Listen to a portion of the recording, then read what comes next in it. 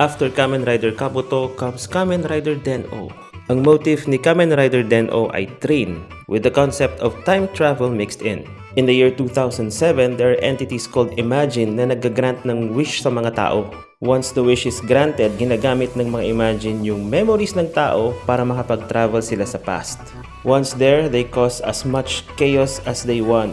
Kaya si Kamen Rider Den-O ang tatalo sa kanila at maibalik sa dati yung past. Si Nogami Ryotaro ang napiling maging Kamen Rider Den-O dahil siya ang tinatawag na Singularity Point. Ang Singularity Point ay isang nilalang na hindi inaapektuhan ng pagbabago sa time. At dahil medyo mahina ang loob ni Ryotaro, siya ay tinutulungan ng 4 na Imagine na ayaw gumawa ng kaguluhan. Parang ganun. The series ended nung may tinalo silang medyo malakas na Imagine. Pero mind you, ang Kamen Rider Den-O ang Kamen Rider series na may pinakamaraming movies after its airing.